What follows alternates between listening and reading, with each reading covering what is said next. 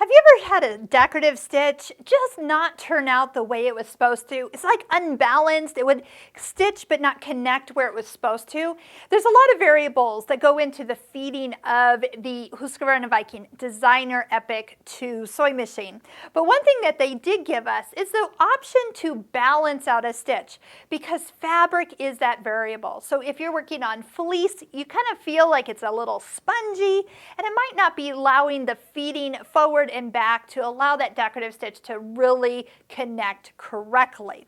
So I was looking around for the balance feature on this machine. It's a new machine for me, and I just couldn't remember where it was. Now I'm going to show you where it is, but I'm going to show you how I figured out where it was. So here is the place where you can search for a feature. So I'm going to go ahead and touch that.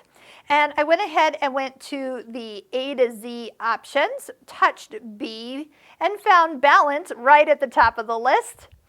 A reminder too, once you've selected something, is to collapse the right side, to collapse this menu by touching the A to Z at the top. And I'm like, yes, that's the screen I'm looking for.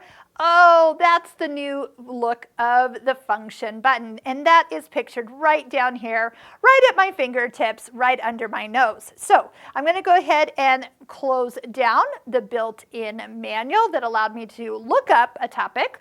And I will find that the balance feature is right there. So yes, your onboard manual is your best friend. So here's a stitch that actually is one repeat of this stitch, and we will be able to, let's say it's not stitching out well. You're going to look at your fabric, and as you look at it, you're like, okay, it doesn't look right. You're going to take the pluses and minuses and change the picture on screen to kind of be like the problem you see on your fabric. So change the preview on screen to match your sewn and sample.